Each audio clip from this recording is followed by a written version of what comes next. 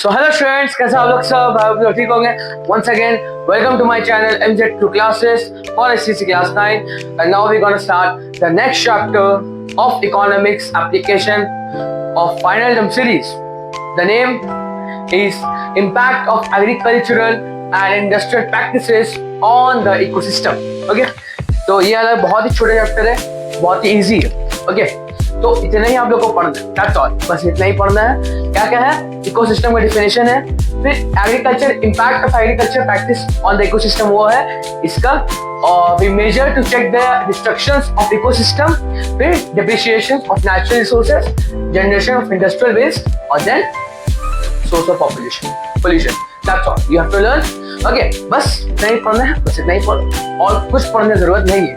Okay, as per your syllabus. तो एक और बात, if you don't follow me on Instagram, go check it out and subscribe to MZ2 classes. Like my video, share it, and subscribe to MZ2 classes and follow on Instagram. So let's begin our journey of economics application of final term series. Okay, so पहला है ecosystem का definition. ठीक है, बहुत easy है, तुमने पढ़ा भी होगा क्लास 5 से, कि it's consist of plants, animal and other living things which exist. ये कंसिस्ट क्या करता है? प्लांट, एनिमल और अदर लिविंग थिंग जो एग्जिस्ट करता हो, वर्ल्ड में एग्जिस्ट करता हो, ठीक है, जीता हो और सर्वाइव करता हो टुगेदर, सबके मिलजुल के, बाय एडजस्टिंग. कैसे? सबको एडजस्ट करता हो, अपने आप को फिजिकली इन्वायरमेंट में अपने आप को एडजस्ट कर सके, अपने आप को एडजस्ट करके वो लोग रहता है, उसको हम लोग बोलते हैं व्हाट? इकोसिस्टम. अब यहाँ पर है impact of agriculture practices on the ecosystem. तो सबसे पहले इसमें है changing pattern of land use, deforestation and loss of top soil. Okay, तो क्या मतलब है मैं बता रहा हूं. देखो, पहला बात कि जो एग्रीकल्चर डेवलपमेंट है कॉज किया है डस्ट चेंज इन लैंड, जो use pattern of all over the world. ठीक है, अब रूरल लैंड में क्या हुआ? यूजिंग प्लानिंग, या इंडिया में मान लो या फिर कोई अदर कंट्रीज, डेवलपिंग कंट्रीज का मान लो, उसमें मेन क्या एम क्या है? To create and develop more agriculture land by clearing forest and natural grass land. तो ये इन लोग का एम है. ठीक है, अब डिफॉरेस्टेशन का सीरियस इफेक्ट इकोसिस्टम में क्या है ये हम लोग जानते हैं कि पहला बात, cutting off trees, deforestation has led to soil erosion. पेड़ को काटने से सॉइल इरोजन हो रहा है. ओके, फिर अर्थ का जो रेडिकली चेंज जो हो रहा है वो क्यों हो रहा है? Destruction of forest and Woodland, काट ही दे रहे हैं तो उसकी वजह से हो रहा है. फिर इससे अब डिफॉरेस्टेशन क्या कर रहा है ना, कि एक ग्रीन हाउस गैस जो होता है, ग्रीन हाउस गैस जो होता है उसको ये कर दे रहा है, बढ़ा रहा है. ग्रीन हाउस गैस उससे हो रहा है क्योंकि ट्रीज कट आ रहा है. जब ट्रीज कट आएगा तो उसका जो कार्बन डाइऑक्साइड है वो कौन ऑब्जर्व करेगा, तो इसलिए ग्रीन हाउस गैसेस भी हो रहा है. Then we have next point कि clearing of forest and grassland has adverse effect. अब ये जो होता है कि फॉरेस्ट को पूरा और ग्रासलैंड को पूरा एकदम क्लियर कर देना, तो इसमें बहुत इफेक्ट पड़ता है लीफ स्टॉक फार्मिंग को. लीफ स्टॉक फार्मिंग क्या हुआ? लीफ स्टॉक का मतलब जो हम लोग, एनिमल्स लोग, वो लोग, और फार्मिंग मान समझ गए होगे, तो वो होगा. अब है कि डिसर्टिफिकेशन. डिसर्टिफिकेशन, अच्छा, ये वाला जो है तुम्हारा लास्ट पॉइंट है ओवर गीजिंग, तो इसको मैंने यहाँ जस्ट यहाँ लिख दिया था. तो अभी हमने पढ़े डिसर्टिफिकेशन, तो उसका डेफिनेशन क्या है? जल्दी problem. Desertification is the gradual formation of a desert caused by human activities. एक तरह का ग्रेजुअल फॉर्मेशन है डेजर्ट का, जो कॉज होता है ह्यूमन एक्टिविटीज का वजह से, उसको बोले डिसर्टिफिकेशन. बस इतना ही लर्न करो, डेफिनेशन ही लर्न करना है. कंस्ट्रक्शन ऑफ लार्ज डैम्स, समझ गए होगे कि लार्ज डैम जो हो रहा है उसको कंस्ट्रक्ट करना. Okay, sorry student, there is a turbulence in my phone, okay, my camera, sorry for it. Okay, तो हम लोग कहाँ थे? हाँ, कंस्ट्रक्शन ऑफ लार्ज डैम, मतलब कि लार्ज डैम को कंस्ट्रक्ट करना.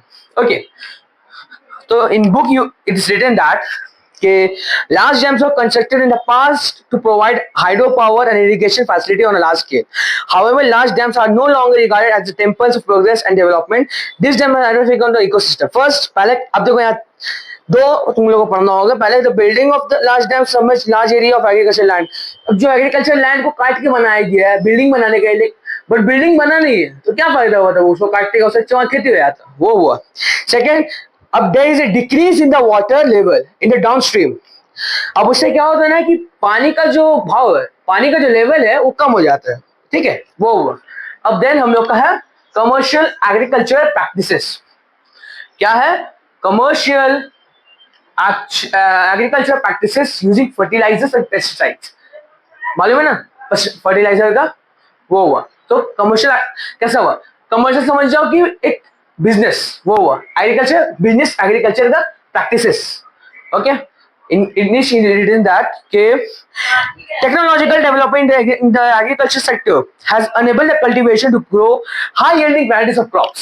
इससे बहुत प्रॉब्लम होती कि हाई जो वीड का होता है कि हाई जो क्रॉप्स होता है कि अच्छा प्रोडक्ट ऑर्गेनिक वो नहीं बना सकते हैं, इसके जो प्रैक्टिस हो रहा है इकोसिस्टम का बहुत ही दिक्कत होता है इससे, ओके यही हुआ। So then we come to measures to check the destructions. अब डिस्ट्रक्शन का मतलब खराबी देखो सिस्टम, पहला evolving alternatives to large dams, okay what evolving alternatives to large dams। तो government take initiative in involving economical viable alternative to large dams। Preference should be given to a building of small and favored dams for generating hydroelectric power।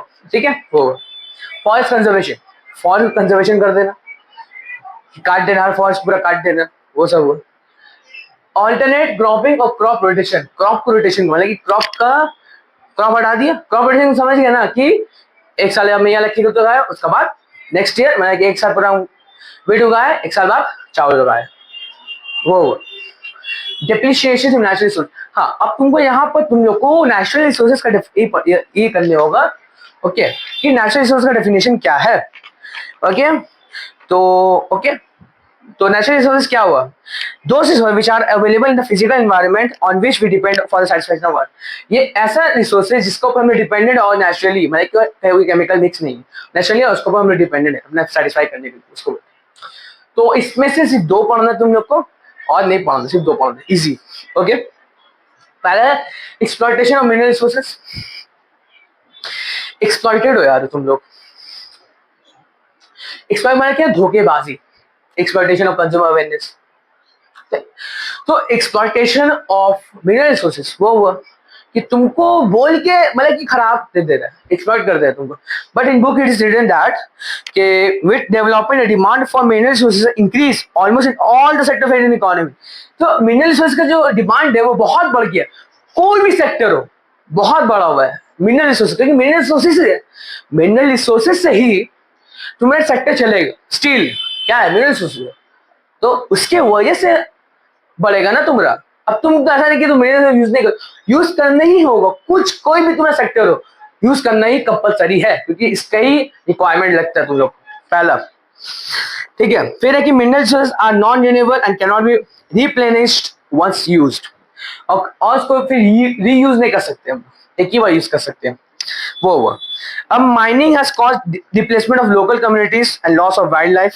Coal mines have polluted ground water and other water bodies, समझ गया। तो ground water जो होता है ना कि हम digging करते करते करते तो पानी खराब हो जाता है, मट्टी वट्टी लग जाता है ना, वही, ठीक है। अर्बनाइजेशन समझ गए ना, अर्बनाइजेशन का डेफिनेशन तुम लोग पढ़े भी हो गए अभी कि इसका मतलब क्या है कि the proportion of country population living in urban area has increased due to better employment opportunity available in the cities, okay। इसको बोलते हैं कि population proportion of population of हाँ proportion of population in urban area living, उसको बोलते हैं। क्यों हो रहा है ऐसा, क्योंकि अर्बन एरिया तो जितना भी रूरल गांव वाले आदमी लोग हैं वो शहर आ रहे हैं काम करने के लिए, तो अर्बन अट्रैक्ट कर रहा है, अर्बन क्या कर अट्रैक्ट कर रहा है रूरल लोग को कि तुम मेरे पास आओ काम करो। तो इससे भी क्या हो रहा है ना, अनएम्प्लॉयमेंट हो यार। तो जो गांव से आ जाएगा मान लो कि वो अनएजुकेटेड है, तो क्या करेंगे, क्लर्क नौकरी करेंगे, मजदूरी करेंगे, वही बात समझ।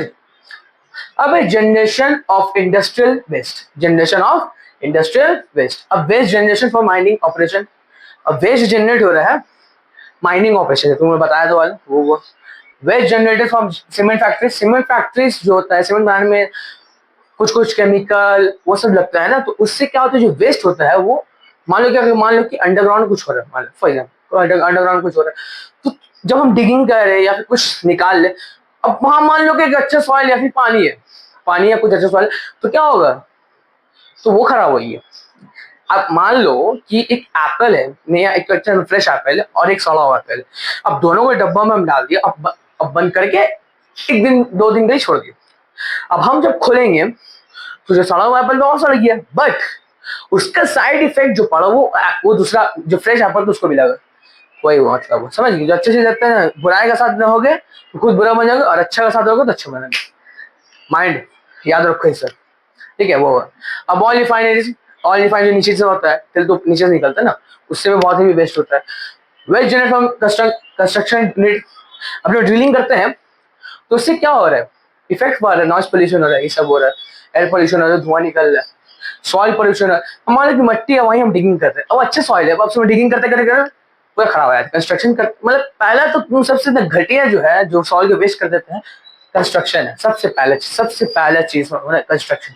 कंस्ट्रक्शन का वजह से ही जो सिटी में जो अच्छा सॉइल भी रहता है तो उसको भी खराब कर देता है। कुछ नया चीज इंस्टॉल करने का लिए, बिल्डिंग बनाने के, अभी जैसे मैंने बोला ना क्लियरिंग ऑफ फॉरेस्ट, तो कैसे होता है? तो कुछ मशीन लगता है, तो उससे क्या जब करोगे ना, जमीन से ना वो करोगे तुम लोग, तो जमीन से जब करोगे तो सॉइल भी हट गया। अब सॉइल हट गया, टॉप सॉइल हटा, रिमूविंग ऑफ टॉप सॉइल, तो क्या फायदा? वो आप अंदर का जो ये रहता है सॉइल वो खराब रहता है, इसलिए। अब then we come to last topic, source of pollution sorry. Okay, पहला एयर। तो तुमको यहाँ से क्या पढ़ना है मैं बता दे रहा हूँ, ठीक है? यहाँ से तुम लोग को सिर्फ डेफिनेशन लर्न करना है कि एयर प्रेजेंस ऑफ सब्सटेंस वैसा पढ़ना है जो तुम लोग ने अपने प्राइमरी स्कूल में भी या प्राइमरी क्लास में पढ़ा है, बस वही पढ़ना है। एयर का मतलब क्या? जो एयर में जो गंदगी हवा वो सब है, एयर पोल्यूशन है। शॉर्टली बता रहा हूँ मैं, डिटेल में शॉर्टली बता दो जो तुम लोग का दिमाग में बैठा हुआ है। वाटर, पानी जो पोल्यूट हो जाता है उसको वाटर बोलते हैं। ऐसे ही देखो, एक लड़का पूछता था कि वाटर पोल्यूशन क्या है, तो बोला पानी जो पोल्यूट हो गया उसको बोलते हैं वाटर। और ये सही भी है, एक तरीका देखोगे तो एक सही भी है। ओके, सॉइल, सॉइल जो खराब हो जाता है, जो भी तुमने सॉइल का इतने अच्छा एग्जांपल दिए वो सब, सॉइल खराब हो गया ना, वो नॉइस, कंस्ट्रक्शन कर रहा है, ठीक है, बिल्डिंग बना रहा है, एक्सक्यूज मी, होता है ना, वही हुआ। अब तुम मान लो कि तुम बैठ के पढ़ो और कोई भाषण दे रहा था, वोट दीजिए, आप वोट दीजिएगा, मैं ये करूंगा, मैं वो करूंगा, मैं फलाना करूंगा, मैं ढमकाना करूंगा, एक्सेट्रा, मैं ये सब करूंगा, तो क्या हुआ? तुम यहाँ बैठ के पढ़ बेचारा, अब वो वहां बोला कि तुम एडिकेट अच्छा कराएंगे, तुम लोग सेफ्टी करेंगे, तो भाई तुम आहिस्ते बात करो, हम लोग को पढ़ाई में डिस्टर्ब हो रहा है। अब तुम जाके किसी उसको बोल भी नहीं सकते हो, वो नेता है, अब तुम बोलोगे तुम्हें जेल में डाल देगा, तो फैमिली को जेल में डाल देगा, इसलिए हम लोग, ओके, वही वो nice position. So with this we have completed our chapter. Okay, बहुत छोटा चैप्टर था और बहुत कम समय में हम लोग ये चैप्टर कंप्लीट कर दिया है। Okay, so thank you so much for watching, love you all and subscribe to MZ classes, like my videos, please subscribe करते रहो क्योंकि हम लोग बहुत ही करीब 100 के, बहुत करीब है, 96 हो गया अप्रॉक्स, बस 4-5 लगे, कुछ 4 लगेगा 100 we will do the celebration. Okay, अब तुम लोग को नेक्स्ट वीडियो किस पे चाहिए बता दो, आइदर यू वांट, हाँ मैं पोल भी बनाया था, तो जाके पोल देख लो, वोट वहां जाके दो, ठीक है? जाना पोस्ट में, आना पोस्ट में, मैंने वो पोल बना के रखे, जाओ जल्दी से बता दो, जो जिसमें ज्यादा व्यूज रहेगा तो मैं वही पढ़ाऊंगा, क्योंकि ये वाला बात सुन के जाओ, क्योंकि कॉमर्स का सीरीज खत्म हो गया। ओके, फाइनल सीरीज होता है वो खत्म हो गया, अब मैं नेक्स्ट पढ़ाऊंगा, मैं इकोनॉमिक्स में ध्यान दे रहा हूँ। अगर तुम लोग चाहते हो कि मैं मैथ्स पढ़ाऊँ या हिस्ट्री पढ़ाऊँ तो प्लीज मैं बता देना, मैंने 3 पोल बनाया है, इकोनॉमिक्स, मैथ्स और ज्योग्राफी।